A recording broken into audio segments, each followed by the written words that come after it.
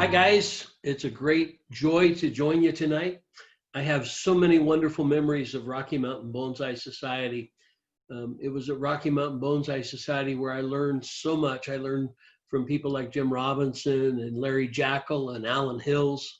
Um, One of the problems in moving to Wyoming was losing contact and not being able to come to meetings, and I greatly miss that. I miss collecting. I miss hobnobbing with Alan Hills and slogging in the Poudre River with Darrell Whitley. I miss taking walks with Larry. I never collected with Larry, wink, wink, only we took walks. And so, but I miss you all. In 2007, I was privileged to be the Bonsai Artist of the Year for Rocky Mountain Bonsai. But truthfully, I wasn't a very good bonsai artist. And so I did display bonsai with stones. And as I became involved in Bonsai Clubs International, I hung around a lot of stone people. And one of the things I discovered is you can't kill a stone.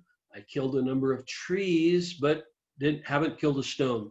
So, and then in 2012, Rocky Mountain Bonsai Society was privileged, along with Bonsai Clubs International and American Bonsai Society, to host an international convention in Denver. The bonsai trees were really great. Many of you had trees in that show, and it was a world-class show. And by the way, I've seen photos of the bonsai shows that you've done since, and y'all just keep getting better and better. People like Todd, I know, are making you better and helping and coaching. And so congratulations. But 2012 was also a wonderful stone show. The stones were really world-class at that show. And so it was really one of the best stone shows that's happened in the United States. And so I want to tonight talk to you about Furuya stones. Tom asked me to start sharing a little bit about Furuya and the collection of Furuya. And so I want to do that. Now, Furuya stones come out of the ground, much like other stones that we're familiar with. I think you're familiar with this stone. This is a stone from Alan Hills. He collected it. Well, I probably can't tell you where he collected it because Alan wants to protect his collecting spot, but it came out of the ground. He collected it west of Denver. And actually, he collected it near Taylor Reservoir. And he did a prod down through the ground to try to find out where there were some solid material. And this was one of the beautiful stones that came out of the Taylor Reservoir area, as was this stone. This is my stone, which we prodded down into the ground and also dug out of the ground. So not every great stone comes out of a river. Many do. There's great collecting all over Colorado and Wyoming, but some are in the ground. This stone I was privileged to show in Japan. It was the first stone I showed at the Tokyo Metropolitan Museum. And this one happens to be a Wyoming stone, but also out of the ground. This one came from Snowy Range. Now, Furuya stones are quite a bit like Ligurian stones. When a Ligurian stone is taken out of the Ligurian Alps, the point is typically down in the ground, and the basal part is typically up. And so that is also the way it is with Furuya stones. And so some of the stones locally, as well as Furuya, or as well as Ligurian, are similar in nature to Furuya stones. With that, let's jump in and look at some Furuya stones. This is a wonderful stone with waterfalls and rivers and peaks. This happens to be owned by David Sampson in England. Now you can see on this stone a shoe, and Furuya stones typically had a clay bottom. Sometimes that clay bottom is chipped off, and in later years, some of the Furuya stones have had an artificial clay bottom poured around them. And that is the case with this particular stone. This would be a stone that would not have the shoe on it, the katsu being the shoe. This particular stone I'm hoping to own one day. It was owned by Dr. Tomonaka in Japan. It's presently in Tom Elias's collection, but you can see a stone without the shoe. This would be another case of a stone with a shoe, and a beautiful, just a single peak stone. A waterfall stone, man, that's an expressive stone. What a great waterfall! But you can see the shoe around the stone. Now, a little bit of history on the stones. They come primarily from the Wakayama province, around Tanabe and the Wakayama area. The mountains are the Furuya range, and so they're dug out of the ground there. Some of them have made their way into a couple of the rivers, and so those stones typically are more well-rounded than the ones that come out of the ground itself. Now, I'm fascinated by the history of these stones. The history of Furuya stones starts back in the shogunate era. There were three primary feudal clans. The Kishu clan, however, controlled and restricted the Furuya stones during the Edo period. The Tokugawa shogunate was the group of people who formed, that was the family of the shoguns. And the Kishus controlled the stones. They were used as gifts out of victorious conquest, and they would be given to the shoguns. They were given to aristocrats, but common people could not own the stones during the Edo period. In fact, if you were caught owning a Furuya stone prior to 1871, you would be cast out of the village you were in, and so they were not allowed.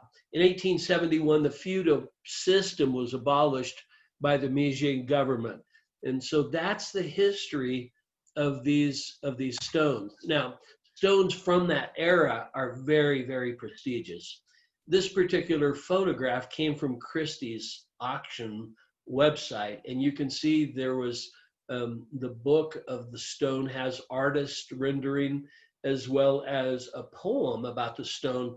The stone was owned by the Tokugawa family. It's only about 5.5 inches long. Now, a precious stone like this would be kept, you see the book or the album, the inner box would be the kiribako, and then there would be an outer box that would go over both the book, the inner box, which the stone would go into, and the outer box, which is an anjibako, to protect the stone. Now, after 1871, a doctor by the name of Dr. Hekezai, he was the first commoner to start collecting Furuya, and he collected beginning at age 46. Dr. Hekezai was a doctor of Western medicine. By the looks of the photo, I'm not sure about his bedside manner. I mean, he doesn't look real happy, does he? Looks like he might need to go stone collecting. But anyway, he collected over 1,000 stones and produced a book. Now, the book has 2 parts to it. The first volume of the book is all about the history of Furuya stones. This book was woodblock printed in 1894. The second part of the book, of which I have been privileged to get a hold of, is not only poems, but descriptions and artist renditions that Hekezai drew himself of his Furuya stones. Now, those stones are owned today by his family. He still has descendants who own those stones, so they're not out there in the public. If you see a stone that's labeled Mara Hekezai, might be a little doubtful. It probably wouldn't be out there. And so the book is really fascinating woodblock print with his stamp on it of his drawings. And so quite an amazing book of Furuya stones. And so he really started making Furuya stones popular when the book was published in 1894. When the stones are collected, and this particular stone, the picture is highly pixelated, but this stone is from on top of Hekezai's grave in Tanabe, I believe, in the Wakayama province. And this is what a Furuya stone would look like in coming out of the ground. instead of being gray, they would have this crust on them that would be brown. And in this case, the stone probably was cleaned up at one point, and a stone that's left out in the elements of Furuya stone will return back to that highly brown oxidized state.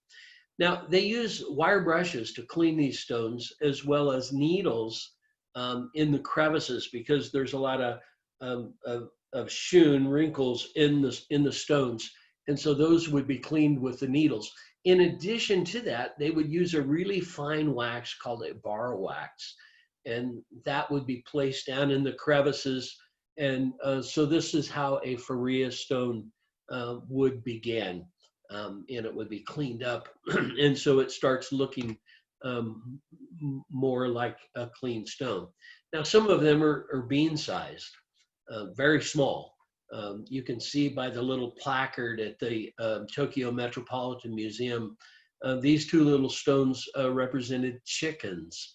And so they're very evocative, but they're very small. Now, this last year at the Tokyo Metropolitan Museum, there was a huge Furuya.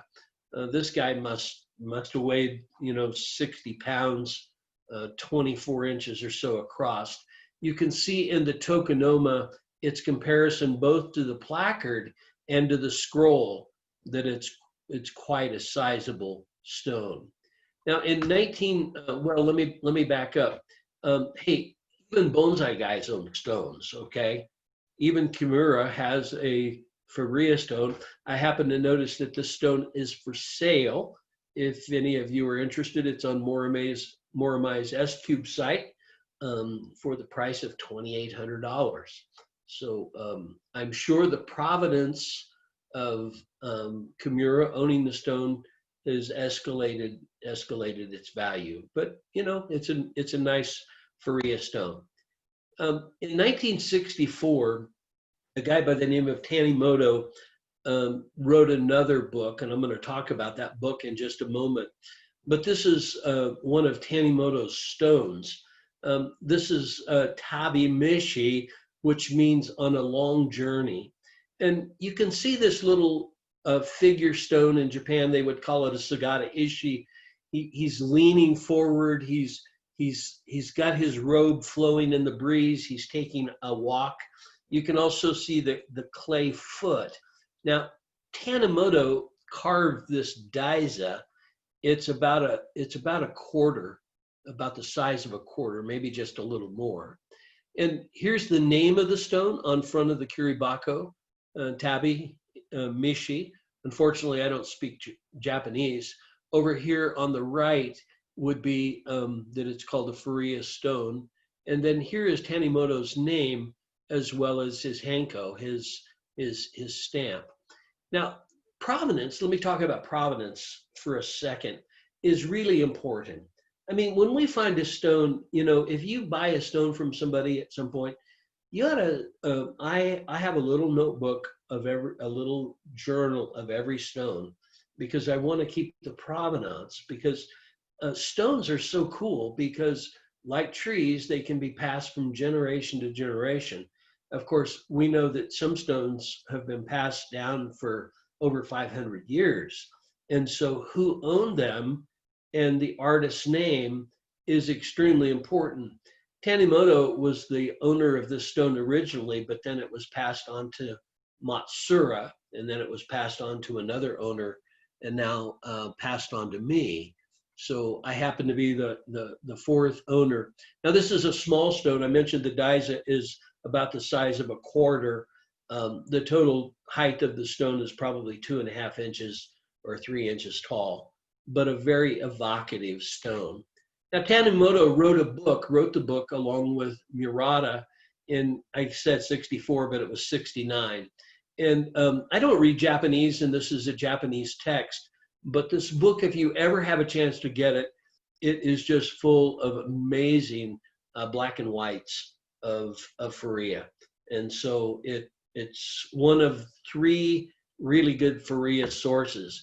The third source that is perhaps easier to get, but not easy, is Suiseki, An Art Created by Nature. The first volume is the Nagakawan collection. And the second volume is the Sin Enko collection. And Sin Enko was the son of Nakawan, or however you say it, okay? I'm slaughtering the names.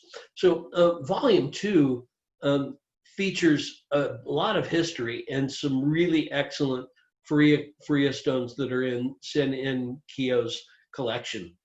And it also has chrysanthemum stones in it and so forth. This is the really cool thing about this 2-volume series is it's not only written in Japanese, it's translated into English. And so this would be a really good volume for any serious stone collectors of Japanese stones. The next stone is an arch stone, and this is a pretty small stone, probably 6 inches, but very, very expressive. And the Daisa work is just amazing because the carver brought the point of the Daisa up to meet the arch of the stone. Now, in 1970, the Daisas started being a little more uniform. Prior to 1970, many of the Daisas were made out of plum wood.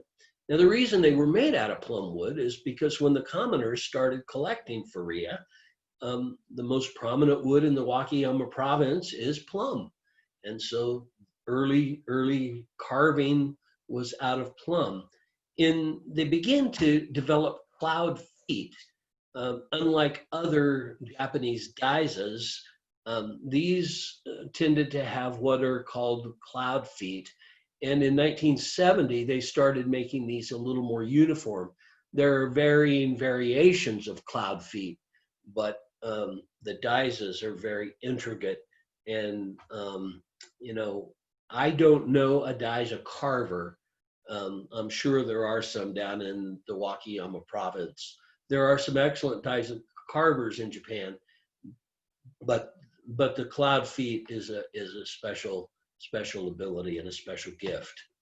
Some of the stones are really simple. Now you can see this stone does not have cloud feet, and this is a stone that's created out of plum.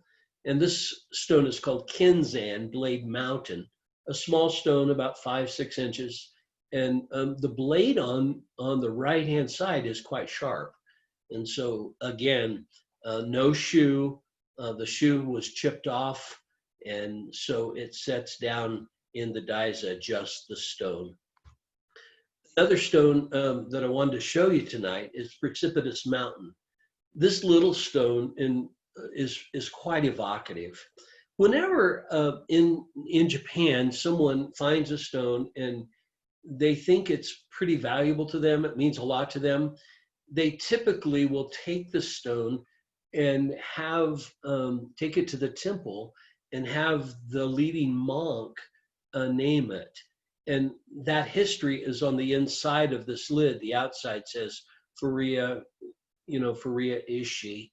The inside of the lid of the kiribako has the name of the stone, which is Precipitous Mountains, in Japanese, named by the monk.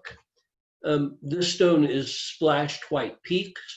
You can see the river coming down on the right-hand side, splashing up over this little peak. And the original owner of this stone named it such. 1960s, 1970s era. This stone, you can tell by the kiribako, is quite old. And this stone would be called the peak with lingering snow.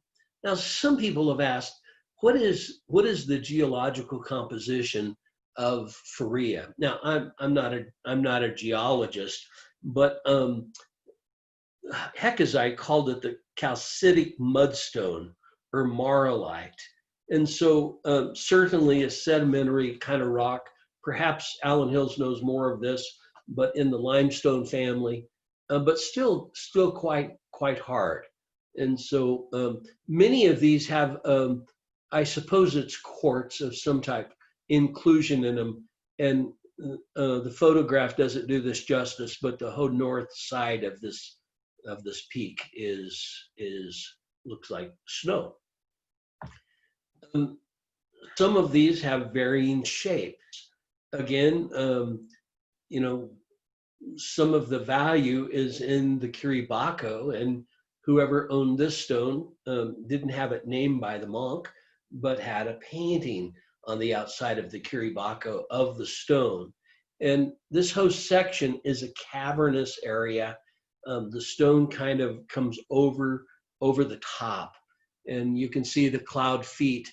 It's estimated that this is a 1960s, 1950s, 1960s stone. Now, we're moving into my favorite stone. This stone is from the Meiji period, and you can see that it has a plum daisa. And I call this this stone Matsukaze, which means wind in the pines. And some people see a dragon, but I see a horse. During the samurai era, horses were quite stocky, and they were called kiso umas. And there was a horse called Matsukaze, and only the shogun Kiji could ride this horse. And he would not let anyone else ride him. And folklore would have it that when Kiji passed away, Matsukaze ran into the woods and was never seen again, and no one ever rode him again. And so I have since named this stone Matsukaze because it's from that early era, you know, dated about 1910, it's estimated. And it reminds me of that. I think a good stone always takes you somewhere and causes your imagination to go to a place, and that's really exciting. This next stone is called Ryozan, and privileged to have this stone because it was owned by Tanimoto. And the reason I'm showing you this stone, Ryozan means fine mountains, and you can see the cloud feet on this. But this would have been a prize stone in the fact that it had an outer box, a nanjibako. And Tanimoto always used this signature ribbon around the box. It's a twine heavy ribbon. And so the outer box, the inner box had a drawer in it through which there was a book. And it would be typical when someone comes into your house and you have the stone displayed in the tokonoma, that you would ask them to write a note about the stone. And evidently not very many people saw this stone because it was only Tanimoto's attempts at calligraphy that are in the book. And so that's Ryozan, fine mountain. The next stone is simply a cave stone. This might have been a precursor to cloud feet because you can see on the daisa, they're not quite cloud feet, but still a very intricate daisa, estimated before World War II. Now, this stone I really like. It's a Sagata Ishi. I see this as a shogun. I see here's a chin and here's a nose, and I hope you can see my cursor. Here's his helmet. But here's the kicker. This placard, and supposedly this stone, I don't know the provenance of it, of when it was shown. But it says Chinese Taihu stone. The problem is, this isn't a Taihu stone. This is a style of stone that comes from the Wakayama area called Udon. And because a Taihu stone looks like that. Now, either the person who had the stone didn't want anyone to know that, you know, he had a Furuya, and so he's labeling it Chinese, or he was not an educated um, collector, and he thought it was a Taihu. I don't know. It's a mystery. But I enjoy the stone a lot. And so it's a Furuya stone.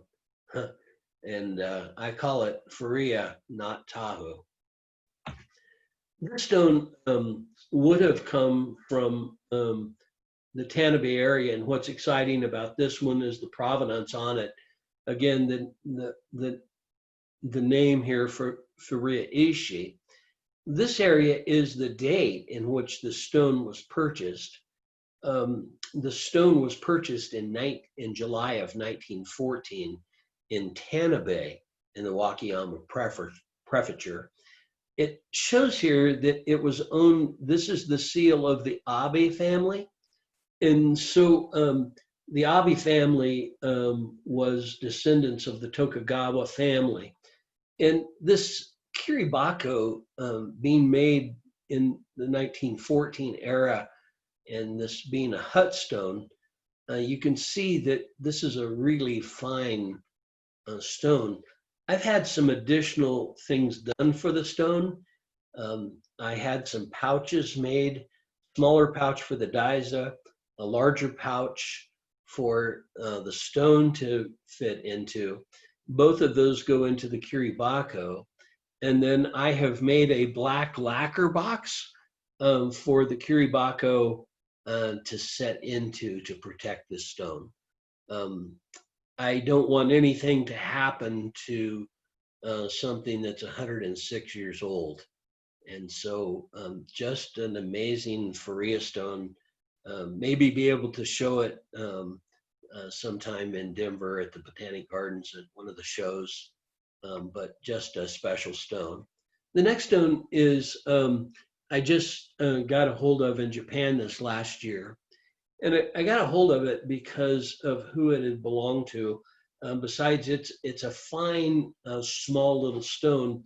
And over here, the kiribako identifies as a Furuya again. But the name is called Four Overlapping Mountains. And the picture doesn't do it justice, but there are four mountain peaks within this little stone. Probably about 8 inches long by about 2 inches wide and maybe 2.5 inches tall. So it's a small stone. Now, the stone was owned by Sugi Chugi, and Chugi owned a renowned collection. And I wanted you to see, because if you ever are involved in Japanese stones, Sugi's always has this stamp on the outside of the kiribako or on the bottom of the Daiza. And this is a stamp of a paulownia tree, and out of which the kiribako would be made. And so Sugi was quite a renowned collector. He passed away, and some of his stones have become available over the last little bit. And so I would think those stones will get more valuable in time. This is the first Furuya I owned. It was called Ship of the Clouds, and it's maybe 1.5 by 2 inches. And so again, one of the smaller stones. I don't know any provenance of the stone, but the original owner thought that it looked like a ship that was sailing. And it's crazy, these Furuya stones, as you hold them and look at them, they have so many little crevices, so many things you can start to see within your imagination. Here's another hut stone, and this is a weird little Daiza. It's hard to see, but these are 2 Japanese lanterns that are carved in front of the hut. This is again a small stone, probably 8 inches across the total Daiza.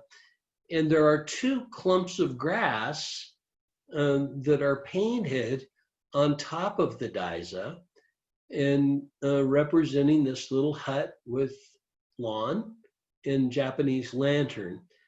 This came from a show in Nagoya. I don't know previous owners. I know that I was able to get it a couple of years ago, and so, or little over a year. Very nice little stone. And since that time, I've had my daughter paint on the kiribako the image of the stone, and so yeah. So it's just a cool little stone to add in the collection. Want to show you this stone now. This stone is still in Japan, and hopefully we'll be headed to Buffalo, Wyoming one of these days soon. But it's called the Pinnacle, and the cloud feet are different, and I don't know all the provenance of this stone yet. But again, Furuya stones are just really expressive. I hope tonight through the presentation, you've kind of gotten the sense of, you know, why I like them and what's amazing about them. And so, you know, just really appreciate you watching tonight. Just hope that everything is going well with you, and just enjoy some stone collecting. It's really rewarding, and it's really, really great. All right. Have a great night.